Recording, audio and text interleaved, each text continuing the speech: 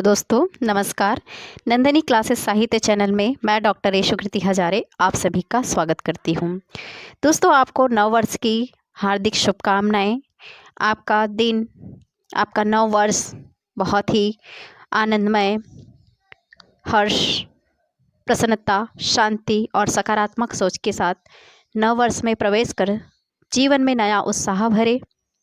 नव वर्ष की हार्दिक शुभकामनाएं आपको साथियों, बहुत बहुत शुभकामनाएं। मेरी तरफ से एक संदेश है आप सबके लिए, जो विद्यार्थी net, set, JRF, TGT, PGT परीक्षा, असिस्टेंट प्रोफेसर इत्यादि परीक्षा दे रहे हैं, उन सबके लिए एक संदेश है। संदेश यह है कि हम सब विद्यार्थी हैं और जिस तरह से हम सब तैयारी कर रहे हैं, एक रणनीति बना ले और उसे फॉलो करते ही रहें। जिस प्रकार हमारे दिनचर्या में खाना, उठना, बैठना, सोना सब शामिल है। हम अगर एक दिन खाना ना खाए तो रह सकते हैं, लेकिन सोना बहुत आवश्यक है। उसी प्रकार पानी पीना भी आवश्यक है, खाना भी आवश्यक है। तो दिनचर्या में हमने उसको शामिल तो कर लिया है, हैबिट में ला लिए हैं। तो मैं यही कहना चाहूँगी दोस्तों कि अपनी पढ़ाई को हम दिनचर्या में शामिल ही कर लें तो ज़्यादा अच्छा है। अपनी मंजिल को पाने के लिए अपनी मंजिल को पाने के लिए हम अपने लिए, अपने परिवार के लिए, माता पिता के लिए, अपने दोस्तों के लिए, खुशी के लिए हम सब करते हैं और ये करना भी बहुत आवश्यक है। तभी अपने आप को आत्मसंतुष्टि भी मिलती है और अपने यश, कीर्ति तो मिलती ही है। तो दोस्तों, मेरा संदेश यही है कि आप अपने पढ़ाई को आदत में ढाल लें ताकि आप अपनी मंजिल को पा सकें। और पिछला जो बीता उसे मत देखिए कि क्या हुआ, लेकिन कुछ नया करने के चलते आप बहुत कुछ अच्छा करें। मेरी यही शुभकामनाएं हैं। और कुछ महिलाएं हैं जैसे हाउसवाइफ, नौकरी वाले हैं, यहाँ पे बहुत सारे ऐसे विद्यार्थी हैं जिनको अपने समय निकाल कर पढ़ाई करना आवश्यक है। तो उसको दिनचर्या में शामिल कर लीजिए ताकि आप जिस तरह से सोए बगैर नहीं रह सकते, उसी प्रकार पढ़ाई किए बगैर आप नहीं रह सकते। एक बेचैनी आपको आने लगे, इस तरह की आप आदत तैयार कर लीजिए, अपनी बना लीजिए, ताकि आप अपनी मंजिल को, अपने परिवार के लिए सब कुछ कर सके। तो यही शुभकामनाओं के साथ आपको नव वर्ष की हार्दिक शुभकामनाएं। धन्यवाद। तो चलिए दोस्तों, आज हम सगुण धारा राम भक्ति शाखा के बारे में बात कर रहे हैं। शगुन धारा राम भक्ति शाखा, इसके पहले हमने प्रेम मार्गी शाखा, ज्ञान मार्गी शाखा कर चुके हैं। आज हम राम भक्ति शाखा के बारे में जानेंगे। राम भक्ति शाखा क्या है, उसके बारे में थोड़ा सा आपको परिचय दे दूं, क्योंकि हमने इसके पहले भी थोड़ा परिचय लेना आवश्यक है, जान लेना आवश्यक है। चलिए चलते हैं। राम भक्ति काव्यधारा के अंतर्गत रामानुजाचार्य ने शंकराचार्य के भक्ति विरोधी दर्शन, अद्वैतवाद के खंडन हेतु विशिष्टतावाद जो होता है, विशिष्टताद्वैतवाद का आपने नाम सुना है, कि दर्शन तथा श्री संप्रदाय की स्थापना की गई थी। पुनः एक बार, रामानुजाचार्य ने शंकराचार्य के भक्ति विरोधी दर्शन, अद्वैतवाद का खंडन करके विशिष्टताद्वैतवाद दर्शन तथा श्री संप्रदाय की स्थापना की थी। उन्हीं के शिष्य परंपरा में रामानंद ने राम भक्ति शाखा की स्थापना की। तो दोस्तों, स्पष्ट हो गया है आपको कि श्री संप्रदाय की स्थापना की गई थी यहाँ पे और राम भक्ति शाखा की स्थापना की गई। तो रामानंद ने राम भक्ति शाखा की स्थापना की है। इस शाखा के अग्रणी कवि तुलसीदास हैं। इसके अतिरिक्त इस शाखा के कवि केशवदास, नाभादास, अग्रदास, हृदयराम आदि आते हैं। हम आगे इसके बारे में चर्चा करेंगे। केशवदास, नाभादास, अग्रदास, हृदयराम, इनके पूरे विस्तृत रचनाओं के बारे में भी आपको मैं अवगत कराऊंगी। बात करते हैं महाभारत। महाभारत सभी जानते हैं। महाभारत के अनुगीता में विष्णु के अवतारों में भी राम का नाम आता है। महाभारत के अनुगीता आप जानते हैं, वहाँ पे विष्णु के अवतार हैं जिसमें राम का भी नाम आता है। किस प्रकार से नाम आता है? वाराह, वामन, मत्स्य, राम और कृष्ण। दोस्तों ये वाराह, वामन, मत्स्य, राम और कृष्ण, इस तरह से नाम वहाँ पे आपको दिखाई देगा। वायु पुराण की बात करते हैं। वायु पुराण में भी राम को विष्णु का अवतार बताया गया है। आप परिचित हैं वायु पुराण से, वहाँ पे भी राम को विष्णु का अवतार बताया गया है। महाभारत की बात कर रहे थे। महाभारत के अरण्य पर्व में राम कथा का वर्णन है। छोटी जानकारी नहीं है, हालांकि ये बहुत आवश्यक है। महाभारत के अरण्य पर्व में राम कथा का वर्णन किया गया है। वाल्मीकि रामायण की बात करते हैं। वाल्मीकि रामायण के राम अवतारी राम नहीं है। जहाँ पे आपने वाल्मीकि रामायण के बारे में अभी कोरोना काल में रामायण देखा है, तो वहाँ के जो राम अवतारी राम नहीं है, बल्कि एक धीरोदात्त नायक है। धीरोदात्त नायक है। वाल्मीकि रामायण का भाषानुवाद विष्णुदास ने किया है, बहुत ही महत्वपूर्ण है। वाल्मीकि रामायण का भाषा अनुवाद किसने किया है? तो विष्णुदास ने किया था। पृथ्वीराज रासों में भी इसका वर्णन मिलेगा। पृथ्वीराज रासों में भी रामावतार से संबंधित छंद का वर्णन मिलता है। तो दोस्तों यहाँ तक आपको राम भक्ति काव्यधारा समझ आ चुका होगा। अब राम भक्ति काव्यधारा की विशेषताओं के बारे में थोड़ी सा मैं जानकारी दे देती हूँ, क्योंकि इसके बारे में जान लेना बहुत आवश्यक है। राम की मर्यादा जो है वो पुरुषोत्तम राम की स्थापना की गई थी। राम की मर्यादा पुरुषोत्तम राम की स्थापना इस समय की गई थी। लोक मंगल की साधना की बात यहाँ पे दिखाई देती है। तो दोस्तों सगुण धारा राम भक्ति शाखा के अंतर्गत हम राम भक्ति काव्य धारा की विशेषताओं के बारे में जान लेते हैं कि क्या क्या विशेषताएं हुई हैं। पहला हम देखेंगे, राम के मर्यादा पुरुषोत्तम रूप की स्थापना की गई थी। राम की मर्यादा पुरुषोत्तम रूप की स्थापना की गई थी। दूसरा देखेंगे, लोक मंगल की साधना। मैं अलग से इसके पूरा विस्तृत रूप से विशेषताओं का अलग से मैं वीडियो बनाऊंगी। अभी फ़िलहाल इतना ही जान लीजिए कि राम भक्ति काव्य धारा की विशेषताएं क्या क्या थी। पहले मैंने बताया है कि राम के मर्यादा पुरुषोत्तम रूप की स्थापना की गई थी। दूसरा है लोक मंगल की साधना की बात की गई। जैसे लोक मंगल की साधना, परहित सरिस न धर्म नहीं भाई, पर पीड़ा सम नहीं अधमाई। तो दोस्तों इस तरह के उदाहरण भी आपको मिलेंगे। समन्वय जीवन दृष्टि की बात करते हैं यहाँ पे राम भक्ति शाखा में। समन्वय जीवन दृष्टि, अगु नहीं सगु नहीं कछु भेदा, गावहि श्रुति पुरातन बुध वेदा। चौथा है गहन राजनीतिक बोध की बात करते हैं। नारी के प्रति, पांचवा नारी के प्रति संतुलित दृष्टिकोण का अभाव। 6 देखेंगे, वर्ण व्यवस्था का समर्थन किया गया था यहाँ पे। दास्य भक्ति की बात करते हैं। राम भक्ति शाखा में दास्य भक्ति की बात किया गया है। आर्थिक समस्याओं की पहचान की बात की गई है। तो दोस्तों इस तरह से वर्ण व्यवस्था, दास्य भक्ति, आर्थिक समस्याओं की पहचान, समन्वयात्मक दृष्टि की बात करते हैं। तो मैं इसका विस्तृत रूप से आपको विशेषताओं के बारे में मैं वीडियो बना दूंगी। चलिए हम जान लेते हैं राम भक्ति काव्य धारा के प्रमुख कवि कौन कौन थे। इसके बारे में मैंने आपको जिक्र किया है। राम भक्ति काव्य धारा का सबसे पहले हम देखेंगे कि स्वामी रामानंद। आप यहाँ पे अच्छा देख रहे हैं, पहले सगुण धारा के अंतर्गत जो आपको दिखाई दे रहा है, आलवर भक्तों में षटकोप को राम भक्ति का प्रथम कवि माना जाता है। ये बहुत ही महत्वपूर्ण है। राम भक्ति का प्रथम कवि किसे माना गया है? तो राम भक्ति जो आलवर के बारे में भी मैं अलग से विस्तृत रूप से वीडियो बना कर दूंगी। तो इतना जान लीजिए, आलवर भक्त जो थे उसमें षटकोप को राम भक्ति का प्रथम कवि स्वीकार किया गया है। इनकी जो पुस्तक है वो सहस्त्र गीत है, जिसमें राम की उपासना का उल्लेख किया गया है। इसमें जो आलवार हुए हैं इसके बारे में मैं थोड़ा सा बता दूं। आलवार संतों की संख्या जो है वो 12 थी। बहुत ही महत्वपूर्ण है, प्रश्न बनता है आलवार संतों की संख्या कितनी थी, तो 12 है। इतना अभी आप जान लीजिए। जिसमें आप देख रहे हैं कि सातवें आलवार जो है कुलशेखर के नाम के जो नाम दिखाई देते हैं वो राम के अनन्य भक्त थे। जो आलवार कुलशेखर हैं वे राम के अनन्य भक्त थे।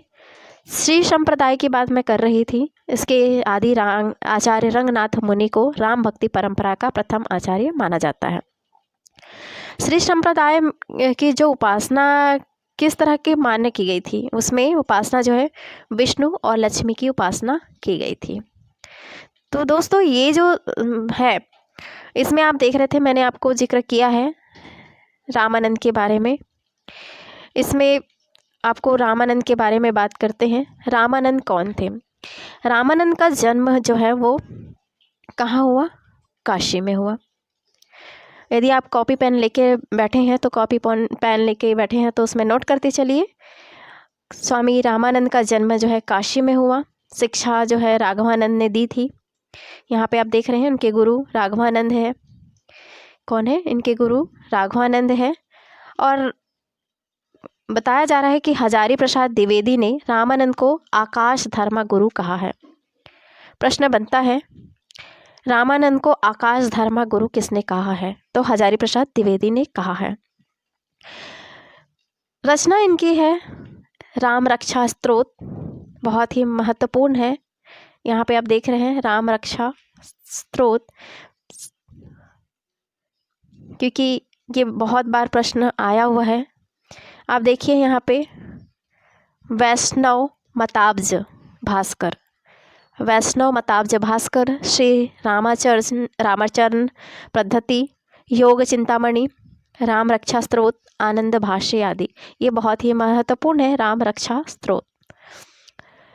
अब बात करते हैं इनके दार्शनिक सिद्धांत में। सीता जी प्रकृति स्थानीय थी, लक्ष्मण जो है वो जीव स्थानीय थे, और राम जो है वो ईश्वर तत्व के घोतक थे। यहाँ पे इनके दार्शनिक सिद्धांत में 3 का नाम आता है, सीता जी, लक्ष्मण और राम का। तो सीता जी हो प्रकृति स्थानीय थी, लक्ष्मण जीव स्थानीय, और राम ईश्वर तत्व के घोतक थे। अब आप देख रहे हैं कि रामानंद रचित प्रमुख काव्य पंक्तियां यहाँ पे आपको दिखाई देते हैं। आरती कीजे हनुमान लला की, दुष्ट दलन रघुनाथ कला की, जाके बल भर ते माही कांपे, रोग सोग जाके सीमा ना चापे। ये बहुत ही महत्वपूर्ण है। यहाँ से प्रश्न पूछा गया है 1-2 बार। आरती कीजिए हनुमान लला की, दुष्ट दलन रघुनाथ कला की, ये जो पंक्ति किसकी है? तो रामानंद रचित प्रमुख पंक्ति है। कहाँ जाइए हो धारी लागो रंग, मेरो चंचल मन भयो अपंग। रामानंद ने रामावत संप्रदाय की स्थापना की थी। प्रश्न बनता है रामानंद ने किस संप्रदाय की स्थापना की थी? तो रामानंद ने रामावत संप्रदाय की स्थापना की थी। इस संप्रदाय के लोग जो है वैरागी नाम से प्रसिद्ध हुए। बहुत ही महत्वपूर्ण है, किस संप्रदाय के लोग वैरागी नाम से प्रसिद्ध हुए? तो रामानंद के जो है वो संप्रदाय के लोग वैरागी नाम से प्रसिद्ध हुए। रामानंद कृत की बात कर रहे थे, पहला आप देख रहे थे ऊपर, तो यहाँ पे भी आपको दिखाई दे रहा है वैष्णव मताब्ज भास्कर। इसमें जो उनके शिष्य है कौन?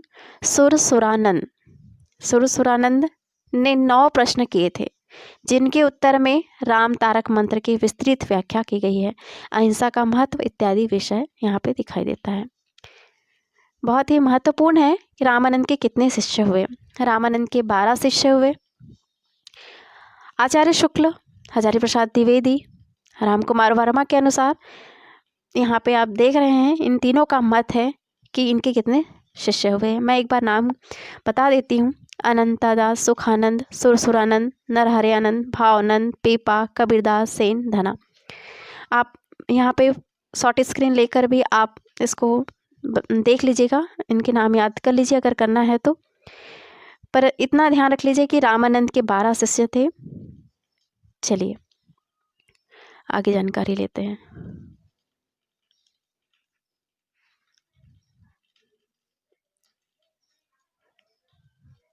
अब यहाँ आप देख रहे हैं कि रामानंदी संप्रदाय के बारे में इतना ही आप जान लीजिए कि रामानंद संप्रदाय के अंतर्गत कौन कौन हुए थे।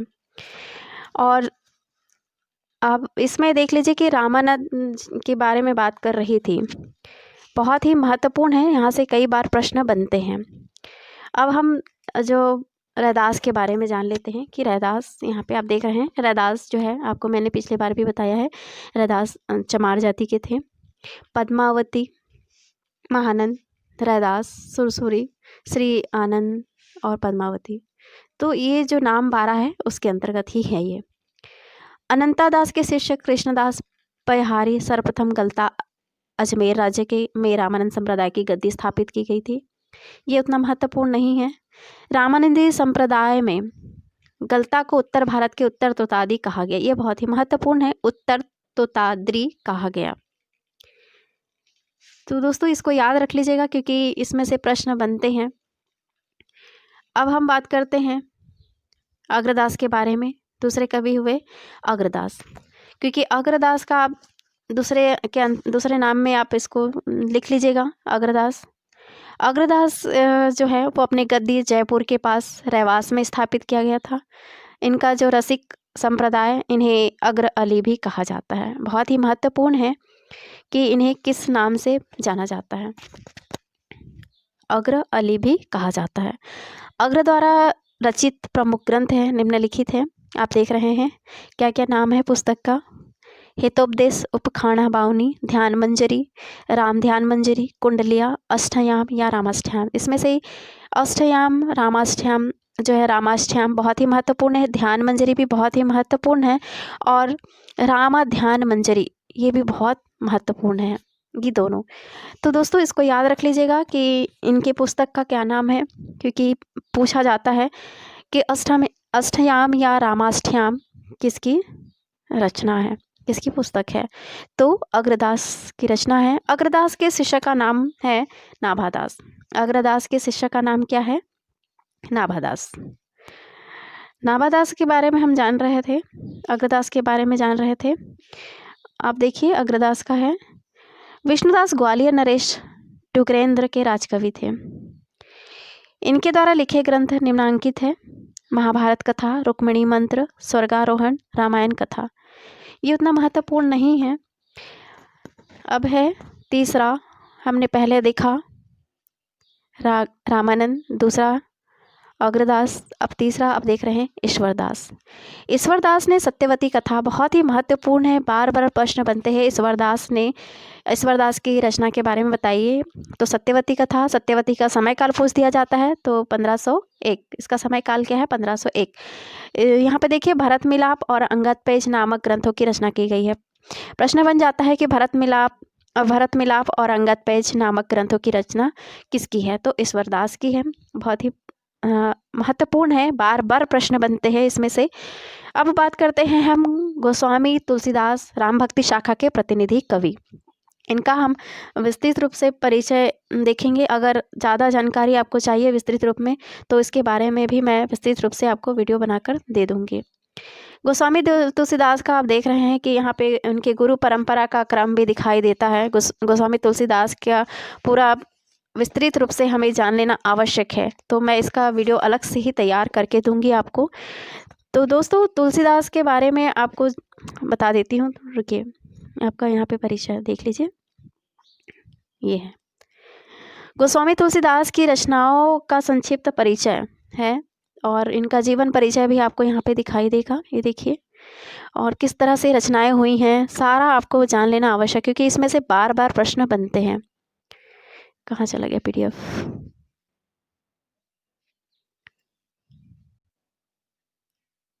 ये देखिए तुलसीदास का जन्म है 1532 से 1623 ईस्वी।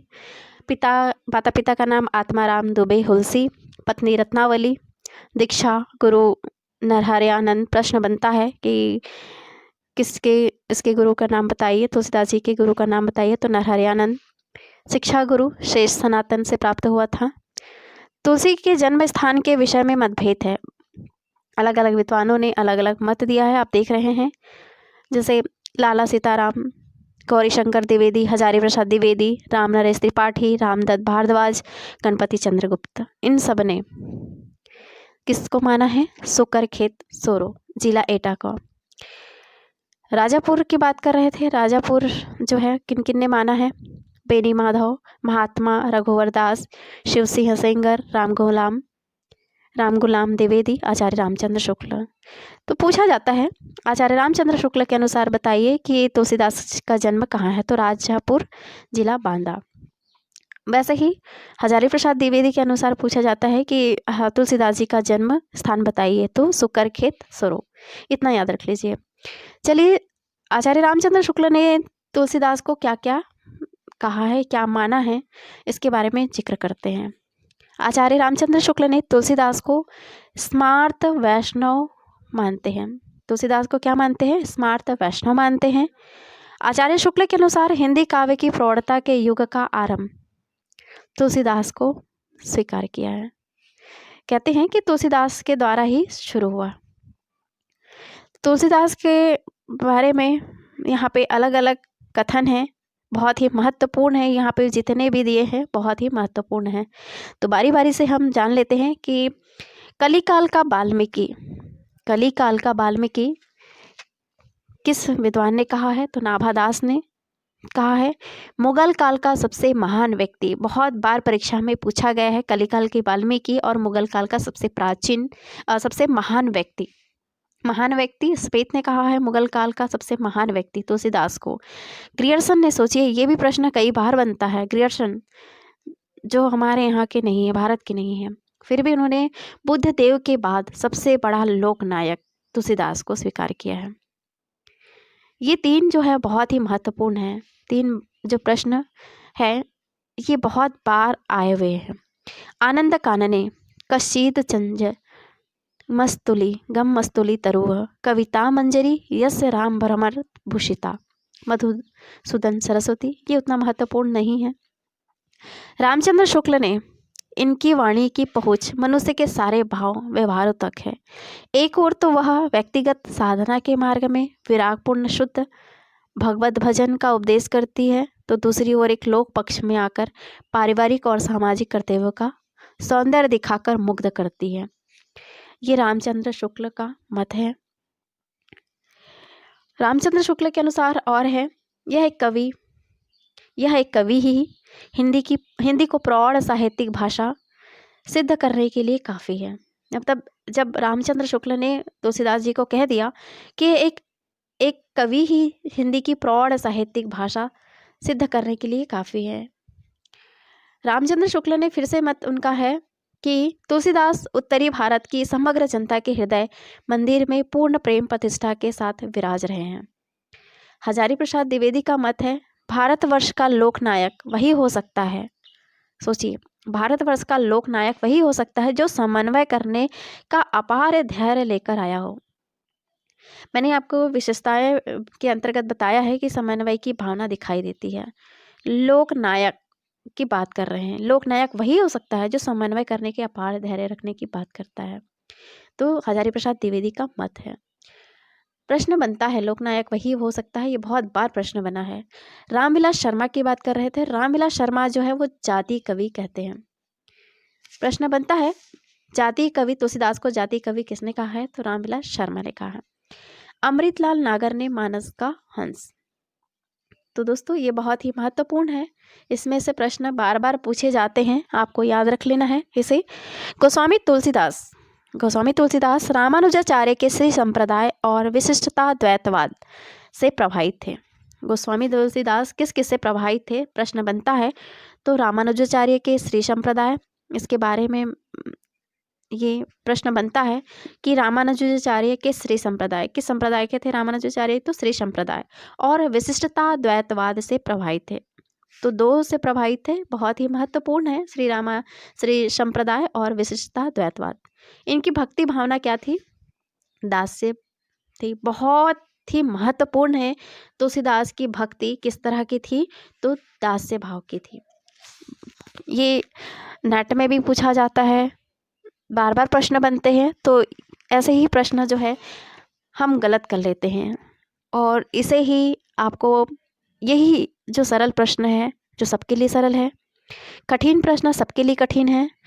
तो सरल प्रश्न सबका स्तर बढ़ा देता है, और अगर सरल प्रश्न ही हम गलत कर दिए तो हमारे जो है अंक बनते नहीं हैं। इसलिए हमें सरल प्रश्न को बहुत अच्छे से कंठस्थ कर लेना है, बार बार रिवीजन कर लेना है।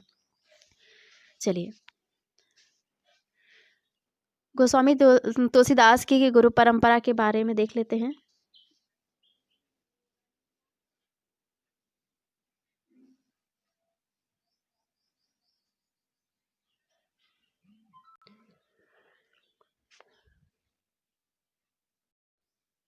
चलिए, हम बात करते हैं अभी गोस्वामी तुलसीदास की गुरु परंपरा के बारे में। राघवानंद पहले हुए थे, फिर रामानंद, अनंतानंद, नरहरियानंद, नरहरिदास और तुलसीदास। नरहरियानंद जो तुलसीदास का मैंने अभी अभी थोड़ी देर पहले ही जिक्र किया है कि तुलसीदास के गुरु का नाम क्या है, तो नरहरियानंद था। रत्नावली उनकी पत्नी है। जो तुलसी ने वैराग्य धारण किया था तब की बात है ये। उनका रत्नावली ने जिस तरह से उन्हें कहा था, लाज न लागत आपको दौरे आयु साथ, धिक धिक ऐसे प्रेम को कहाँ कहो मैं नाथ, अस्थि चर्म मैं देह ममता में जैसी प्रीति, तैसी जो श्री राम महे होती न तो भवभूति। तो दोस्तों, इस तरह से कथन है। इसके बारे में भी विस्तृत अगर जानकारी चाहिए तो आप मुझे कमेंट बॉक्स में कमेंट करिएगा।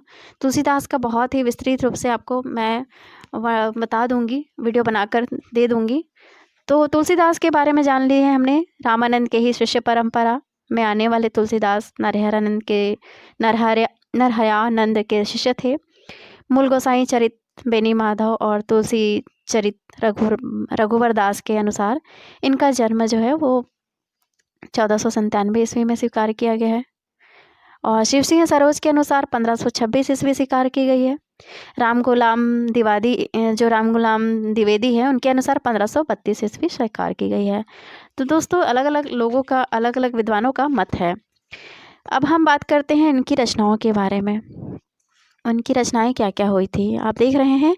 तुलसीदास की रचनाएं कालक्रम अनुसार बहुत ही महत्वपूर्ण है।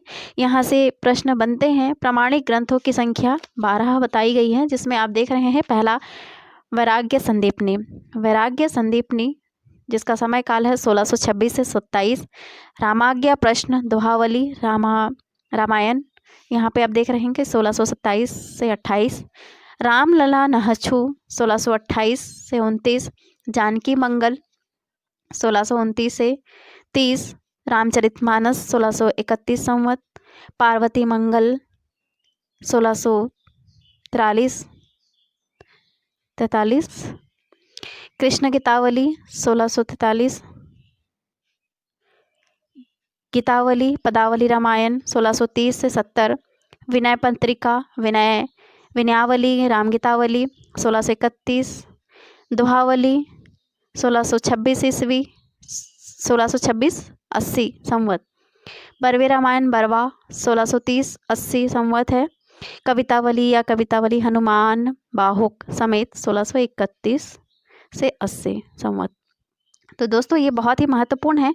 यहाँ से आप पूरा का पूरा याद ही कर ले तो ज़्यादा अच्छा है, क्योंकि यहाँ से बार बार प्रश्न बनते हैं। प्रश्न पूछा जाता है कि विनय पत्रिका का समयकाल बताइए, और ये है आपके नेट के सिलेबस में। तुलसी की 5 लघु कृतियाँ जैसे वैराग्य संदीपनी, रामलला नहछु, जानकी मंगल, पार्वती मंगल, बरवे रामायण, पंच रत्न इन्हें कहा जाता है। प्रश्न बनता है तुलसीदास की पंचरत्न कौन कौन सी है, तो वैराग्य संदीपनी, रामलला नहछु, जानकी मंगल, पार्वती मंगल, बरवे रामायण बहुत ही महत्वपूर्ण है। इतना आप जान लीजिए। और आचार्य रामचंद्र शुक्ल का मत है। आचार्य रामचंद्र शुक्ल ने भी राम काव्य परंपरा का प्रथम कवि रामानंद को ही स्वीकार किया है। बहुत ही महत्वपूर्ण है कि आचार्य रामचंद्र शुक्ल ने किसे राम काव्य परंपरा का प्रथम कवि स्वीकार किया है, तो रामानंद को ही स्वीकार किया गया है। रामचरितमानस की रचना का प्रारंभ अयोध्या में किया गया था। कितने वर्ष लग गए थे? 12 वर्ष 7 माह। किष्किंधा कांड काशी में रचा गया था। रामचरितमानस दोहा चौपाई शैली में अवधी भाषा में रचा गया है। विनय पत्रिका के कुछ प्रमुख पद हैं, उसके बारे में मैं आपको बता देती हूँ। अबलो नसानी अब न नसै हो, केशव कहीं न जाए कहिए, ऐसी गुमूढ़त या मन की, जो नजमिन पर हरे विकारा, श्री रामचंद्र कृपालु भजु मन हरन भव भय दारुण, जाके प्रिय ना राम विदहे। तो इसका पूरा विस्तृत मैं तुलसीदास का अलग से वीडियो दे दूँगी। तो दोस्तों ये रहे आपके तुलसीदास जी। तुलसीदास के यहाँ पे आप देख रहे हैं रामचरितमानस, कवितावली, सारा जिक्र आपको यहाँ पे दिया गया है। पूछा जाता है, जैसे आप देख रहे हैं कि तुलसीदास ने अपने बाहु रोग से मुक्ति के लिए कौन सी रचना की थी? रचना का नाम बताइए। तो हनुमान बाहु, अपने बाहु के लिए बाहु याद रखा जाएगा। रामचंद्र शुक्ल ने लोकमंगल की साधना अवस्था का काव्य माना है। इस तरह से ये प्रश्न बार बार यहाँ से बनते ही हैं। कलिकाल की बात कर रहे थे, है ना। तो ये सारे प्रश्न आपके बहुत ही महत्वपूर्ण हैं। आप तुलसीदास को पूरा विस्तृत रूप से ही पढ़े तो ज़्यादा अच्छा है। अब हम बात करते हैं केशवदास के बारे में। चलिए यहाँ पे है केशवदास। ये थोड़ा पीडीएफ दोस्तों इधर उधर हो गया है, तो इसलिए जल्दी से दिखाई नहीं देता है। केशवदास, चलिए केशवदास के बारे में हम थोड़ा सा जान लेते हैं, क्योंकि केशवदास बहुत ही महत्वपूर्ण है। केशवदास के से भी संबंधित प्रश्न बनते ही हैं, और कई बार उसमें से उनकी रचनाओं के बारे में भी प्रश्न बनते हैं, क्या क्या प्रश्न हुए हैं और किस तरह से प्रश्न आते हैं, मैं उसके बारे में आपको बताती हूँ। केशवदास का जो है, इनका उपनाम वेदांती मिश्र था। क्या नाम था? वेदांती मिश्र। और इनके, चलिए इसका पीडीएफ देख ही लेते हैं। ये है केशवदास। केशवदास का उपनाम जो है वेदांती मिश्र था, और ये निम्बार्क संप्रदाय में दीक्षित थे। केशवदास कहाँ के थे? ओरछा नरेश महाराज राम सिंह के भाई इंद्रजीत सिंह के गुरु और राजाश्रित कवि थे। प्रश्न बनता है यहाँ पे, केशवदास ओरछा नरेश महाराज राम सिंह के भाई, इंद्रजीत सिंह के गुरु और राजाश्रित कवि थे। बहुत ही महत्वपूर्ण है, किसके राजाश्रित में रहे हैं। केशवदास की रचनाओं का है रसिक प्रिया, ये भी प्रश्न बार बार बनता है। वर्ष देखिए इसका 1591 ईस्वी। इसमें रीति ग्रंथ है, रस श्रृंगार का वर्णन किया गया है। रामचंद्रिका 1601, कवि प्रिया भी है, रतन बावनी है, वीर सिंह देव चरित्र है, विज्ञान गीता है, और देखिए यहाँ पे जहांगीर जस चंद्रिका है, नक्सिक छंदमाल।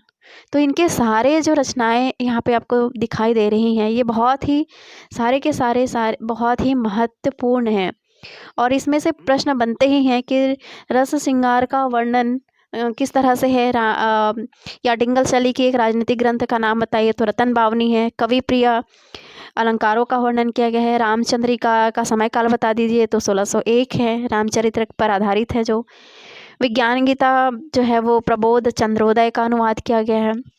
तो इस तरह से ये बहुत ही महत्वपूर्ण ये प्रश्न बन जाते हैं। अब बात करते हैं हम केशवदास की, तो हो गई बातें रचना है। और केशवदास जो भामा दंडी उद्भट के अनुयायी थे, केशवदास किसके अनुयायी थे? ये भी बहुत बार प्रश्न बनता है कि केशवदास जो है वो भामा दंडी और उद्भट के अनुयायी थे। ठीक है दोस्तों, इसको याद रख लीजिएगा। केशवदास ने रामचंद्रिका की रचना तुलसी के रामचरितमानस की प्रतिस्पर्धा में एक रात में की थी। प्रश्न बनता है कि केशवदास ने किस रचना को रामचरितमानस की प्रतिस्पर्धा में एक रात में की थी? तो केशवदास ने रामचंद्रिका की रचना की थी।